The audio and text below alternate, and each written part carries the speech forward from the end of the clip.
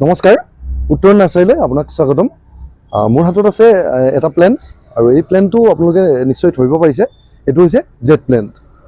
আপুনি যদি ভাবিছে এই জেট প্লেণ্টটো ইনডোৰ প্লেণ্ট হিচাপে, তেনেহ'লে আপুনি ভুল ভাবিছে। এই জেট প্লেণ্টটো আচলতে আউটডোৰ প্লেণ্ট। আমি বহুতে ভুল কৰি ইনডোৰ প্লেণ্ট হিচাপে ব্যৱহাৰ কৰোঁ এই জেট প্লেণ্টটো, আৰু ইনডোৰ প্লেণ্ট হিচাপে ব্যৱহাৰ কৰিলে এই প্লেণ্টটো শুকাই যায় বা মৰি যাব খোজে। আৰু মোৰ হাতত থকা এই ফুলটো গছটো আপুনি চাব পাৰে, বৰ সুন্দৰ জোপোহা হৈছে। আৰু এই গছটোত প্ৰায় 6 ঘণ্টাৰ পৰা 8 ঘণ্টা পৰ্যন্ত ৰ'দ লাগে। আৰু আপুনি ইয়াত বেছি মেইনটেনেঞ্চ কৰিব নালাগে, বহুত বেছি একো খাদ্যৰ প্ৰয়োজন নাই গছজোপাত, খালি পানী বহুত বেছিকৈ দিব নালাগে, ৰ'দটো বেছিকৈ লাগে। তেতিয়াহ'লে আপোনাৰ এই গছজোপা বৰ ধুনীয়াকৈ ৰখি যাব আৰু আপোনাৰ ঘৰত ল' মেইনটেনেঞ্চ গছ হিচাপে আপুনি ব্যৱহাৰ কৰিব পাৰিব।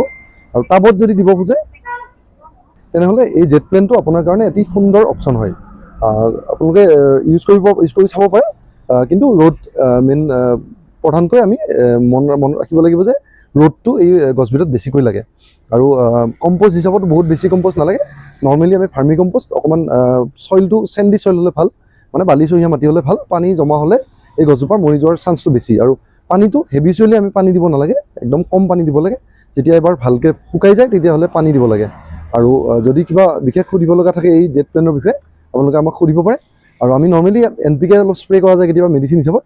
আৰু যদি কিবা বিশেষ জানিব লগা থাকে এই জেট প্লেণ্টৰ বিষয়ে, আমাৰ কমেণ্ট বক্সত আপুনি কমেণ্ট কৰিব, আমি আপোনাৰ প্ৰশ্নৰ উত্তৰ দিবলৈ চেষ্টা কৰিম। ধন্যবাদ।